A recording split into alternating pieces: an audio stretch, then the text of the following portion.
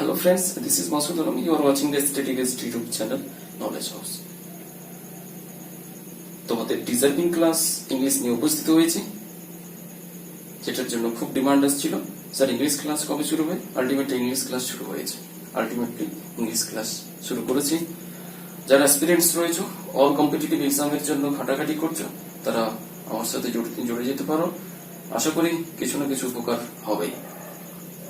তো বেশি কথা না বাড়িয়ে, যোগ্যতা না দেখিয়ে শুরু করছি আজকের পর্বের আলোচনা, যেখানে আমরা আলোচনা করব ফান্ডামেন্টাল অফ ইংলিশ অর্থাৎ parts of speech. Fundamental of ইংলিশের যেটা গুরুত্বপূর্ণ চ্যাপ্টার রয়েছে পার্টস অফ স্পিচ। এই পার্টস অফ স্পিচ ছাড়া আমরা কোনো ধরনের বাক্য, কোনো ধরনের সেন্টেন্স আমরা তৈরি করতে পারবো না। Without parts of speech we can't make a single sentence. তাই পার্টস অফ স্পিচের খুব গুরুত্ব রয়েছে। পার্টস অফ স্পিচ কোনগুলো? Noun, pronoun, verb, adverb, adjective, preposition, conjunction, interjection. আমরা সবাই পড়ে আসছি ছোটবেলা থেকে নাউন, সব এগুলো সবার পড়া। কিন্তু এখানে এই ছোটবেলার ক্লাসে যেভাবে পড়েছি সেখানে পড়বে না। এখানে পড়ার একটু স্টাইলটা, একটু টেকনিকটা আলাদা থাকে। আমরা স্কুলের এক্সাম পাস করার জন্য পড়বো না। আমাদের টার্গেট থাকবে চাকরির পরীক্ষায় পাস করা, এবং চাকরির পরীক্ষা অত সহজ না। যারা দিয়েছে এবং যারা পাস করেছে তারা জানে, এবং আমি তার গুরুত্ব বুঝি। চাকরির পরীক্ষায় পাস করা অত সহজ না। এবিসিডি তোমাকে দেবে না, বা অ্যালফাবেট দিয়ে দেবে না, তো সহজ না। So difficult. যদি ভালোভাবে প্রস্তুতি না নিয়ে থাকো, তাহলে চোখে ধোয়া ছাড়া আর কিছু দেখবে। তবে যারা, আমি ডিমোটিভেট করছি না কাউকে, যারা এক্সামের জন্য খাটাখাটি করছো, ইংলিশ তাদের কাছে জানো, ইংলিশ তোমরা তো জানো ইংলিশের গুরুত্বটা কি। তো কাজে ইংলিশকে অবহেলা না করে ইংলিশের basic to advance level grammar যদি জানতে চাও, আমার সাথে জুড়তে পারো। আশা করি কিছু না কিছু উপকার তোমাদের হবে। তার আগে বলে রাখি, ইংলিশ থেকেই ভয় পাওয়ার কিছু নেই। English is a very fruitful language. খুবই সুন্দর একটা ভাষা। এটা তোমার যে কোনো কাজে, শুধুমাত্র পরীক্ষা বা চাকরির ক্ষেত্রে না, ইংলিশ ছাড়া চলা খুব কঠিনই বলা যেতে পারে। বর্তমান এই 21 শতাব্দীতে ইংলিশ ছাড়া চলা খুব কঠিন। তো কাজে ইংলিশ আমাদেরকে শিখতেই হবে। তো যেহেতু আমাদেরকে ইংলিশ শিখতে হবে, আমাদের লক্ষ্য থাকবে এক্সাম কমপ্লিট করা। এবং যখনই কোনো একটা চ্যাপ্টার আমাদের কমপ্লিট হয়ে যাবে, তখনই সমস্ত যতটা সম্ভব প্রিভিয়াস ইয়ারের কোশ্চিন, সিজিএল হতে পারে, সিপিও হতে পারে, ব্যাংকিং হতে পারে, এসএসসি হতে পারে, এবং বিসিএস প্রিলি, সবগুলো কোশ্চিন আমরা এখানে সলভ করার চেষ্টা করব। So without wasting time, now come to the point. আজকের পর্বে যেটা আলোচনা করব, parts of speech. Parts of speech যদি বাংলা করতে যাই, তাহলে বাংলা আমরা বলতে পারি বাক্যাংশ, অর্থাৎ বাক্যের এক একটি অংশকে বলা হয় বাক্যাংশ বা পার্টস অফ স্পিচ। তো আরেকটি শুরু করার আগে আরেকটি বলে রাখি, সবকিছু কিন্তু বাংলা করে ইংলিশ পড়তে যাও না। ইংলিশটাকে ইংলিশের মতো করেই পড়ার চেষ্টা করবে। সবকিছু বাংলায় ট্রান্সলেট করে বা বাংলায় কনভার্ট করে পড়ার চেষ্টা করো না, আখেরে তোমাদেরই ক্ষতি হবে। সো দেখতে যাচ্ছি। First of all, noun, pronoun, verb, adverb, adjective, preposition, conjunction, and the last one is interjection. আজকের এই 8টি পার্টস অফ স্পিচকে নিয়ে একটি ছোট্ট ভিডিওতে কমপ্লিট করা কখনই সম্ভব নয়। তো আজকে শুধুমাত্র আমি একটি পার্টস অফ স্পিচ নিয়ে আলোচনা করব, সেটা হচ্ছে ভার্ব। সো দেখিনি আজকের ভার্ব নিয়ে কি কি আমরা শিখতে পারি। আজকের পর্বের শুধুমাত্র আমরা ভার্ব পার্টটাকে দেখে নেব, যে ভার্ব পার্টে কি কি রয়েছে।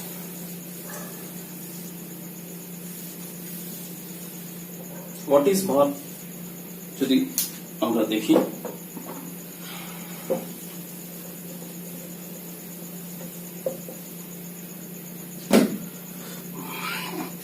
তাহলে ভার্বটা কি বলতে পারি? What is verb? Verb is a word which reflects an action, state and possession. Verb is a word which reflects an action, state and possession. Verb কি করতে পারে? অ্যাকশন বোঝাতে পারে, স্টেট বোঝাতে পারে এবং পজিশন অধিকারও বোঝাতে পারে। নাও কমপ্লিট এক্সাম্পল। যদি এক্সাম্পল দিয়ে দেখার চেষ্টা করি তাহলে আমরা দেখব। অর্থাৎ আমি শর্টে বলে দিচ্ছি, ভার্ব ডিফাইন করতে পারে কি, অ্যাকশন ডিফাইন করতে পারে, ভার্ব আরেকটা কি ডিফাইন করতে পারে, স্টেট ডিফাইন করতে পারে, ভার্ব আর কি ডিফাইন করতে পারে, পজিশন অধিকার, বাংলা যদি বলি অধিকার, অধিকার ডিফাইন করতে পারে। সো দেখিনি স্টেট যদি এক্সাম্পল ধরে নিই, first example is Rahul is going to market. Rahul is going to market. তাহলে দেখে নিচ্ছি Rahul subject, is helping verb, going to going main verb, to preposition market, here object. Rahul is going to market. Rahul কি হচ্ছে, কি করছে, মার্কেটে যাচ্ছে। এখানে কি বোঝাচ্ছে, অ্যাকশন বোঝাচ্ছে। তাহলে ভার্ব কিভাবে কাজ করছে, এখানে অ্যাকশন অনুযায়ী, অর্থাৎ ভার্ব এখানে কি করছে, অ্যাকশনটাকে ডিফাইন করছে। নেক্সট এক্সাম্পল যদি দেখতে চাই তাহলে আমরা দেখব, যদি বলি রাহুল ইজ ইল, রাহুল হয় অসুস্থ। তাহলে যদি আমরা এই ইজটাকে দেখি, ভার্বটাকে দেখি, তাহলে কি করছে, রাহুলকে, রাহুলের কি বলছে, রাহুলের অবস্থা বোঝাচ্ছে। কি বোঝাচ্ছে, অবস্থা বোঝাচ্ছে। তাহলে এখানে ইজ কি করলো, অর্থাৎ ভার্ব কি ডিফাইন করছে, স্টেট ডিফাইন করছে। কি ডিফাইন করছে, স্টেট, অর্থাৎ অবস্থাটাকে বোঝাচ্ছে। রাহুলের কি, রাহুল ইজ ইল, রাহুল অসুস্থ, রাহুলের কি বোঝাচ্ছে, স্টেট বোঝাচ্ছে। ভালো করে বোঝার চেষ্টা করে, রাহুলের কি বোঝাচ্ছে, স্টেট, অবস্থা বোঝাচ্ছে। আরেকটা নেক্সট এক্সাম্পল আমরা দেখিনি, যদি এরকম বলি আই হ্যাভ আ কার, আমার একটা কি আছে, কার আছে, আমার একটা কি আছে, গাড়ি আছে। I have a car, subject, verb and rest of the object. তাহলে এই হ্যাভ ভার্বটি কি বোঝাচ্ছে, অধিকার বোঝাচ্ছে, কার, আয়ের, আয়ের অধিকার বোঝাচ্ছে। তাহলে এই ভার্বটি কোথায় কি হয়ে যাবে, পজিশন, অর্থাৎ অধিকার। তাহলে ভার্বের আমরা যদি বলি ভার্বের কাজ কি, ফাংশন অনুযায়ী ভার্বের কটি, যদি ইউজ জানতে চাই তাহলে একটা ইউজ হতে পারে অ্যাকশন, অর্থাৎ ভার্ব কি হিসেবে ইউজ হতে পারে, অ্যাকশন অনুযায়ী, অ্যাকশন হিসেবে ইউজ হতে পারে, স্টেট অবস্থা অনুযায়ী ইউজ হতে পারে এবং পজিশনও বোঝাতে পারে। ভার্বের ইউজ যদি জানি তাহলে কি হতে পারে, verb can be defined as action, verb can be defined as a state and verb can be defined as a position. আশা করি কমপ্লিট হয়েছে এইটুকু। চলো দেখে দিচ্ছি তাহলে এবার ভার্বের ফাংশন অনুযায়ী ভার্বকে, কারণ আমরা আগেই বলেছি যে আমরা যেটা আমাদের মাথায় থাকবে সেটা হচ্ছে ফাংশন। আমরা সংজ্ঞা তো অনেক জেনেছি, ছোটবেলায় পড়েছি। আমাদের ফাংশনটাকে অর্থাৎ ইউজ এর উপরে বেশি গুরুত্ব দিতে হবে, কারণ আমাদের যেগুলো পরীক্ষায় বেশি আসে সেটা হচ্ছে ইউজ। তো ফাংশন অনুযায়ী ভার্বকে কটি ভাগে ভাগ করা হয়। ফার্স্ট অফ অল দেখে নিই, ভার্বকে ফাংশন অনুযায়ী দুটো ভাগে ভাগ করা হতে পারে। আর একটা কি হতে পারে, ব্র্যাকেটে লিখে দিচ্ছি ফাংশন, ফাংশন অনুযায়ী ভার্বকে দুটো ভাগে ভাগ করা হয়। একটা হচ্ছে অক্সিলারি ভার্ব,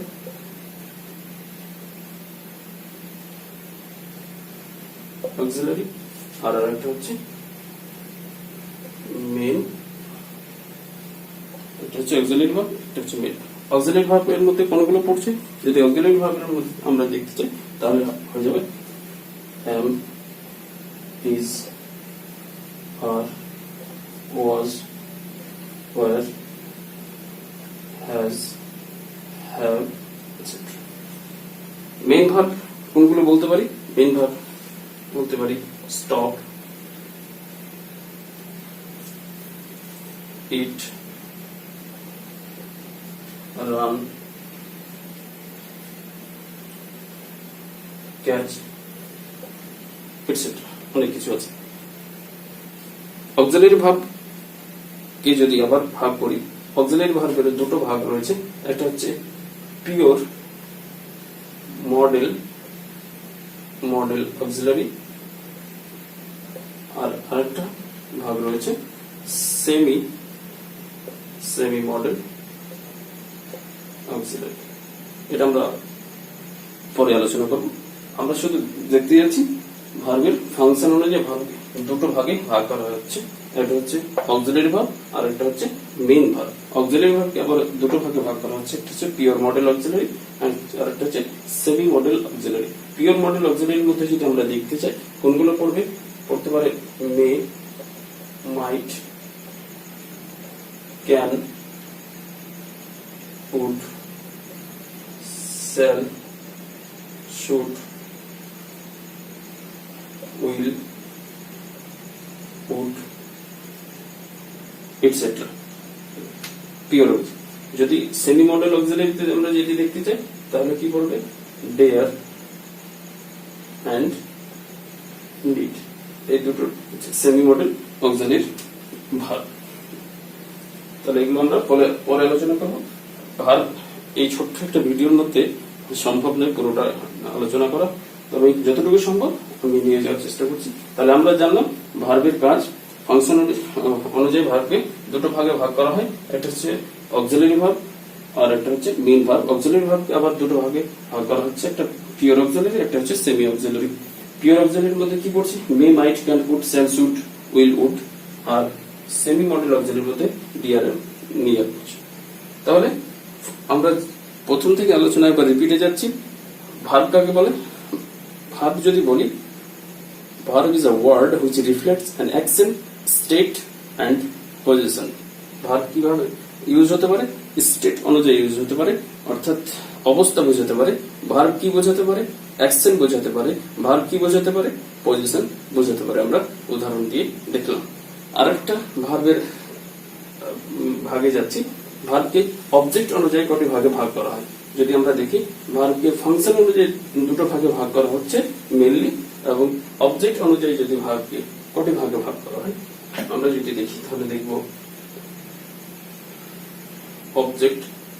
অবজেক্ট অনুযায়ী ভার্বকে আবার দুটি ভাগে ভাগ করা হয়। কি কি অবজেক্ট অনুযায়ী ভার্বকে দুটি ভাগে ভাগ করা হয়? একটা হচ্ছে ট্রানজিটিভ ভার্ব,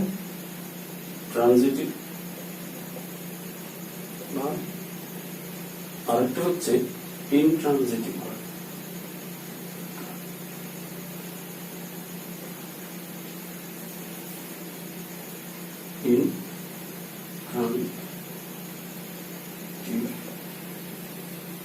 ট্রানজিটিভ ভার্ব, একটা হচ্ছে ট্রানজিটিভ ভার্ব আর একটা হচ্ছে intransitive verb. What is transitive verb? Transitive verb আমরা কাকে বলবো? Transitive verbs always tax an object. কি করবে? ট্রানজিটিভ ভার্ব সর্বদা কি নেবে?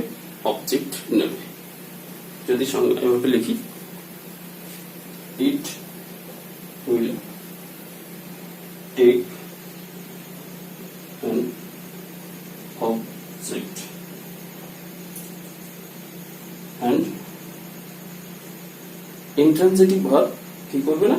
কোনো অবজেক্ট নেবে না। ইন্ট্রানজিটিভ ভার্ব কি করবে না? কোনো ধরনের অবজেক্ট নেবে না। It will not take any object. It will not take any object. এটা কোনো ধরনের অবজেক্ট নেবে না।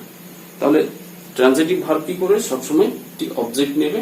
ইন্ট্রানজিটিভ ভার্ব কোনো অবজেক্ট নেবে না। কি করে জানবো কোনটা ট্রানজিটিভ নেবে, ট্রানজিটিভ ভার্ব কোনটা intransitive verb?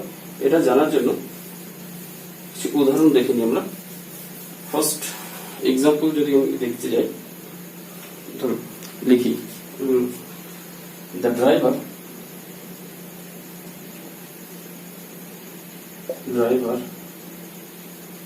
stopped the train. The driver stopped the train. আরেকটা সেন্টেন্স লিখছি, the driver stopped suddenly.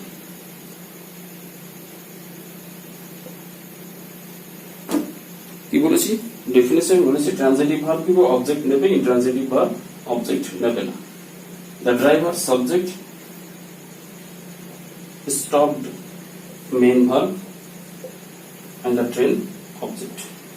So that is called, this verb it will goes to transitive verb. Okay, intransitive verb কি নেবে, কোনো object নেবে না। দেখি the driver subject stopped main verb object এটা কি অবজেক্ট? সাডেনলি নট, সাডেনলি এটা হচ্ছে অ্যাডভার্ব, সাডেনলি কি অ্যাডভার্ব। তো আমি বলেছি অবজেক্ট নেবে না, অ্যাডভার্ব নিতে পারে, অবজেক্ট নেবে না। So this verb goes to intransitive verb. তাহলে ভার্ব এবং ট্রানজিটিভ ভার্ব এবং ইনট্রানজিটিভ ভার্বের মধ্যে পার্থক্য কি? ট্রানজিটিভ ভার্ব অবজেক্ট নেবে, ইনট্রানজিটিভ ভার্ব সেটা এসেছে অবজেক্ট নেবে না। এবার কি করে প্রশ্ন করব, যদি ট্রানজিটিভ ভার্বকে, ট্রানজিটিভ ভার্বের হোয়াট এবং হুম দিয়ে প্রশ্ন করে, হোয়াট এবং হুম দিয়ে প্রশ্ন করে যদি উত্তর পাওয়া যায়, ভার্বটাকে হোয়াট এবং হুম দিয়ে প্রশ্ন করে যদি উত্তর পাওয়া যায়, তাহলে সেটা হচ্ছে ট্রানজিটিভ ভার্ব। এবং ইনট্রানজিটিভ ভার্ব কিভাবে বুঝবো, হাউ, হোয়েন, হোয়ার, এগুলো দিয়ে প্রশ্ন করে, এই WH ওয়ার্ডগুলো দিয়ে প্রশ্ন করে যদি উত্তর পাওয়া যায়, তাহলে আমরা সেটাকে বুঝবো যে সেটি হচ্ছে ইনট্রানজিটিভ ভার্ব। প্রশ্ন করি, দ্য ড্রাইভার স্টপড, হোয়াট এবং হুম দিয়ে প্রশ্ন করে উত্তর যদি পেয়ে যায়, তাহলে কি হবে, ট্রানজিটিভ ভার্ব হবে। এবং হোয়াট এবং হুম দিয়ে প্রশ্ন না করে উত্তর যদি না পায়, তাহলে কিসে যাবে, ইনট্রানজিটিভ ভার্বে যাবে। তাহলে দেখে নি, হোয়াট দিয়ে প্রশ্ন করে the driver stopped what, the driver stopped what, উত্তর আসছে কি, দ্য ট্রেন। তাহলে দ্য ট্রেনটা হচ্ছে অবজেক্ট, অবজেক্ট ট্রানজিটিভ ভার্ব নেবে, কাজেই এই স্টপড ভার্বটা যাচ্ছে কোথায়, ট্রানজিটিভ ভার্বে। পরের প্রশ্ন দেখে নিচ্ছি, দ্য ড্রাইভার স্টপড সাডেনলি। আবার স্টপডকে প্রশ্ন করি, দ্য ড্রাইভার স্টপড হাউ, কিভাবে, উত্তর আসছে না। দ্য ড্রাইভার স্টপড হোয়ার, উত্তর আসছে না। দ্য ড্রাইভার স্টপড কিভাবে, মানে হোয়েন, হোয়ার, হাউ দিয়ে প্রশ্ন করে যদি উত্তর পাওয়া যায়, তাহলে সেটা হয়ে যাবে ইনট্রানজিটিভ ভার্ব। তাহলে ইনট্রানজিটিভ ভার্বকে হাউ দিয়ে প্রশ্ন করে উত্তর পেয়ে যাচ্ছে, কিভাবে, সাডেনলি, হঠাৎ করে কি করেছিল, গাড়িটাকে দাঁড় করেছে। তাহলে অ্যাডভার্ব দিচ্ছে, কাজেই ইনট্রানজিটিভ ভার্ব স্টপ, অর্থাৎ একই ভার্ব শুধুমাত্র সেন্টেন্স অনুযায়ী কি হচ্ছে, তার ইউজটা চেঞ্জ হয়ে যাচ্ছে। তো এইটুকু আশা করি বুঝাতে পেরেছি। শুধুমাত্র জাস্ট এটা ইন্ট্রো ছিল ভার্বের একটা বিশাল হিউজ চ্যাপ্টার। তারপরে ফাইনাইট ভার্ব আছে, নন ফাইনাইট ভার্ব আছে, বিশাল একটা হিউজ চ্যাপ্টার। আজকের পর্বটাকে আমি এখানেই রুখছি, কারণ ভিডিও বিশাল বড় হয়ে যাচ্ছে। প্রথম ভিডিও বিশাল বড় হয়ে সবাই বলবে বোরিং হয়ে যাবে। কাজেই আজকে যেটুকু জানলাম সেটুকু আরেকবার রিপিট করে দিচ্ছি। আমরা জানলাম verb can be used as action, state and position. Okay, ভার্বকে ফাংশন অনুযায়ী দুটো ভাগে ভাগ করা হচ্ছে, একটা হচ্ছে অক্সিলারি ভার্ব আর একটা হচ্ছে মেইন ভার্ব। অক্সিলারি ভার্ব কোনগুলো, am, is, are, was, were, has, have, had, এগুলো হচ্ছে অক্সিলারি ভার্ব। মেইন ভার্ব জানি স্টপ, রান, কাম, ইট ইত্যাদি। অক্সিলারি ভার্বকে আরো বেসিক্যালি দুটো ভাগে ভাগ করা হয়, সাব পয়েন্টে ভাগ করতে পারি। একটা হচ্ছে পিওর অক্সিলারি ভার্ব, আর একটা হচ্ছে modal pure modal auxiliary verb, আর একটা হচ্ছে semi modal auxiliary verb. Pure modal auxiliary ভার্বের মধ্যে কোনগুলো পড়ছে? May, might, can, could, shall, should, will, would ইত্যাদি। সেমি মডেল অক্সিলারির মধ্যে কোনগুলো পড়ছে? সেমি মডেল অক্সিলারির মধ্যে পড়ছে ডেয়ার এন্ড নিড। তারপরে আরেকটা যেটা আমরা দেখলাম, অবজেক্ট অনুযায়ী ভার্বকে দুটো ভাগে ভাগ করা হচ্ছে, একটা হচ্ছে ট্রানজিটিভ ভার্ব আর একটা হচ্ছে ইনট্রানজিটিভ ভার্ব। ট্রানজিটিভ ভার্ব কি করছে? অবজেক্ট নেবে, আর ইনট্রানজিটিভ ভার্ব কি করবে না? অবজেক্ট নেবে না। যদি ট্রানজিটিভ ভার্বকে হোয়াট এবং হুম দিয়ে প্রশ্ন করে উত্তর পাওয়া যায়, বা যে কোনো ভার্বকে যদি হোয়াট এবং হুম দিয়ে প্রশ্ন করে উত্তর পাওয়া যায়, তাহলে সেটা হয়ে যাবে ট্রানজিটিভ ভার্ব। এবং হোয়াট এবং হুম ছাড়া হাউ, হোয়ার, হোয়েন, হোয়ার দিয়ে প্রশ্ন করে যদি উত্তর পাওয়া যায়, তাহলে সেটা হয়ে যাবে ইনট্রানজিটিভ ভার্ব। আশা করি বোঝাতে পেরেছি। তো যদি ভিডিওটা থেকে কিছুটা শিখতে পারো, ভিডিওটা লাইক, শেয়ার, সাবস্ক্রাইব করে ধন্যবাদ।